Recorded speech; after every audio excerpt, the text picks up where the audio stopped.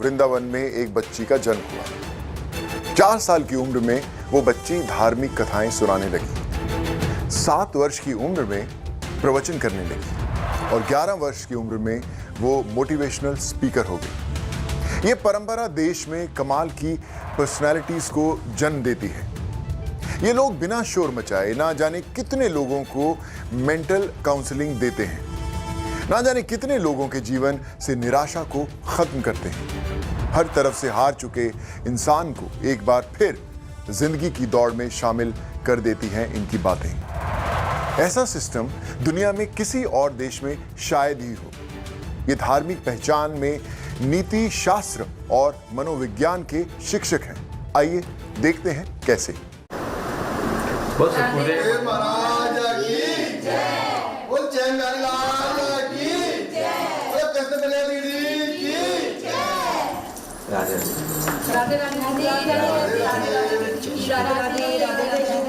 मेरे भी बहुत उससे आई है दीदी।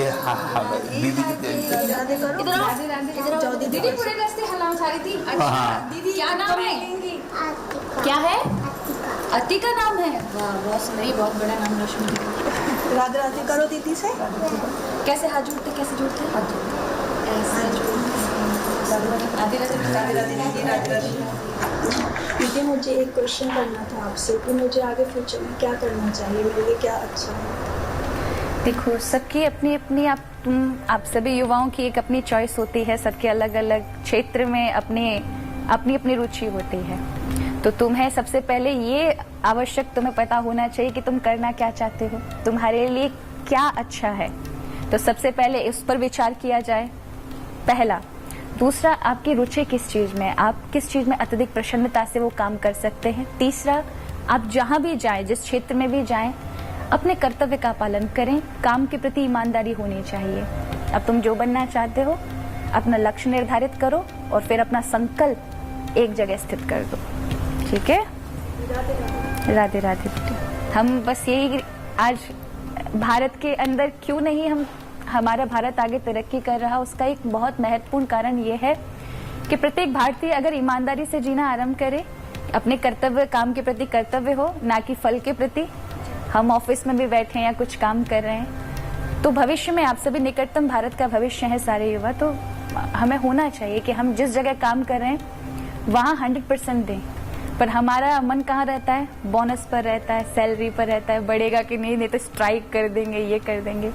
तो हम सचमुच पूछें, वो चीज़ों पे भी चिंता रहनी चाहिए, लेकिन सबसे बड़ी चिंता, क्या हम अपना काम कर रहे हैं वो पूरी ईमानदारी और कर्तव्य के साथ है। अगर कर्तव्य के साथ है तो वहाँ तुम्हें भी प्रसन्नता होगी और ऊपर से कृपा करने वाले उस परमात्मा को भी, कि आपको मानव बनाया, आपको दिव्य बुद्धि दी है, विवेक दिया है, तो आपने उसका दुरुपयोग नहीं किया, बल्कि समाज के कल्याण के लिए, सबके लिए किया। बोलो राधे राधे।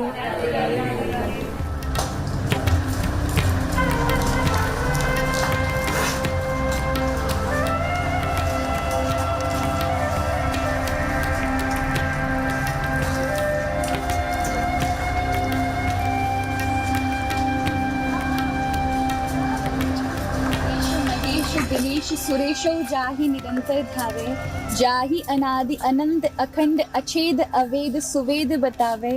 नारद से सुख व्यास रटे, पछिहारी तो पुनि पार न पावे। ताहि अहीर की छोवरियां, छछियावर छाछ पे नाच नचावे। ये रशखान जी का लिखा हुआ है भगवान का वर्णन, जिस प्रकार से अनंत ब्रह्मांड भगवान के विषय में नहीं जानते, उन्हीं परमात्मा को यहाँ की ब्रज की गोपिकाओं ने अपने छाछ पर नाच नचा दिया। तो यहाँ के भक्त, यहाँ के ब्रजवासी कितने बड़े महान हैं, जिन्हें स्वयं भगवान, जो भगवान पूरे त्रिलोकी को अपने केवल एक उंगली से चलाते, उन्हीं परमात्मा को अपनी उंगली पर जिन्होंने नचाया है वो है ब्रजवासी। तो उनका बड़ा विशेष भाव, यहाँ बड़ा सम्मान करते थे यहाँ के साधु संत। स्वयं आचार्य बल्लवाचार्य जी महाराज, उन्होंने इसी जगह को अपना भजन का माध्यम चुना और यहाँ जितनी भी उनके दोहे कवित लिखे हों, आपने देखा होगा यहाँ सुंदर अंकित है, यहाँ पर भी है। तो ऐसे ब्रज के रसिक हैं रसखान। बोले भक्तराज रसखान की जय। अरे वो बॉडी को उठाना बेटा, किराना ना बॉडी को उठाना लग जाएगा। मीठे रस से भरे ओड़ी राधा रानी लागे, महारानी लागे, भने मीठो मीठो यमुना जीरो पानी लागे। रमन रेति लौट्यो नहीं और कियो न यमुना पान, एनर तू जानो कहा यह ब्रज को तत्व महान। बोलो राधा रानी की, जमुना मैया की, ब्रज धाम की। 7 वर्ष की आयु में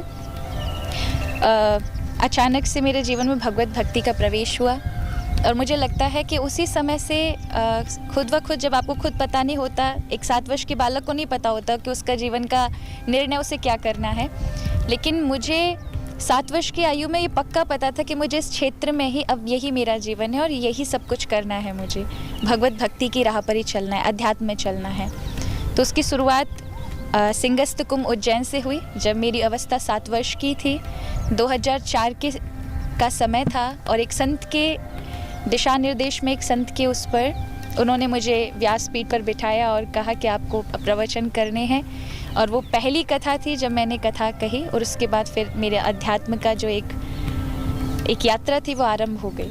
आज आप देखिए हर कोई आध्यात्मिक स्पीकर हो गए हैं या लोगों को सही दिशा देने का, सब ने ही एक आप देखिए बहुत लंबी लाइन है लोगों की। लेकिन सबसे बड़ी बात है कि आपकी बातों को लोग किस तरह से समझते हैं और लेते हैं। प्रभावशाली बातें इतनी महत्वपूर्ण नहीं रखती हैं जितना व्यक्ति अपने जीवन को प्रभावशाली बनाने का यत्न ना करे। आप किसी चीज़ को सुनेंगे तो कुछ देर तो आप प्रभाव में आकर के उस कार्य को सोचेंगे करना है, लेकिन आप जब तक अपने जीवन में उसे आचरण में नहीं लाएंगे तब तक कोई भी, चाहे वो मोटिवेशनल स्पीकर हो या अन्य कोई हो, वो आप पर असर नहीं कर सकता। जब मैं प्रारंभ में कथा कहने जाती थी तो वहाँ कुपोषण से बालकों को मरते हुए देखा, अशिक्षित बालकों को देखा और कई माताओं को भूख से पीड़ित देखा। तो ऐसे में हमारी जो संस्था है वो कार्य करती है कि जो बालक अभी, जो गर्भवती माताएं, उनको पोषित आहार मिले और वस्त्र आदि मिले, उन्हें खान पान की सामग्री प्राप्त हो और बच्चों के लिए शिक्षा के लिए वहाँ स्कूल आदियों का अच्छा स्थापना आदि हो। प्रभु के कारण ही होता है। उनके नामों को हम श्रवण करते हैं, उनके गुणों को श्रवण करते हैं कथा के माध्यम से, और जीवन को किस प्रकार से जीना चाहिए इस विषय में जब हम अपने आप से परिचित होते हैं तो उस कथा में से अपने आप लोगों का जुड़ना या एकदम ऐसे खो जाना तो ये स्वाभाविक है। शुरुआत में मुझे सच में विरोधाभास का झेलना पड़ा था, खुद मेरे परिवार की ओर से भी। मेरे पिताजी मुझे कभी नहीं चाहते थे कि मैं आध्यात्मिक क्षेत्र में जाऊं और उन्होंने बहुत जमकर विरोध किया, और लेकिन मेरा ये पक्का दृढ़ निश्चय था कि मुझे इस क्षेत्र में ही जाना है। तो प्रभु ने कहीं ना कहीं मेरा साथ भी दिया उस कार्य में और उन सब ने स्वीकार किया कि हाँ, मेरा जीवन आध्यात्मिक ही है और इसी के लिए मैं बनी हूँ। तो फिर सहज स्वीकृति भी मिल गई। कुछ जगह संतों ने मुझे हृदय से लगाया है, बैठकर माता जैसा प्रेम भी दिया है, और आप जानते हैं कि कई विरोधी भी होते हैं, तो मुझे कोई फ़र्क नहीं पड़ता क्योंकि प्रभु ने मुझे जिस राह के लिए बनाया है उन्होंने खुद चुनाव किया है मेरा। मुझे आज तक बोझ नहीं लगा, बल्कि मैं उन कामों की ओर कभी, मुझे मेरे जो शिष्यगण होते हैं या आप कह लीजिए जो मुझसे प्रेम करते हैं, वो मुझे सोचते हैं कि दीदी को कोई ऐसी जगह घुमा कर लेकर आते हैं जहाँ हम आनंद लेने जाते हैं। तो मुझे कई बार वो ऊटी ले गए, कई बार शिमला लेकर गए, पर मेरा मन एकदम बोझिल हो जाता है उस जगह पर जा कर के और मुझे अच्छा नहीं लगता। लेकिन मैं घंटों भगवत कथा में बिता सकती हूँ, तीर्थ क्षेत्रों में बिता सकती हूँ, लोगों को प्रवचन देने में बिता सकती हूँ, जहाँ मुझे एक आंतरिक सुख की अनुभूति होती है और सेवा कार्य करने में मुझे आनंद प्राप्त होता है।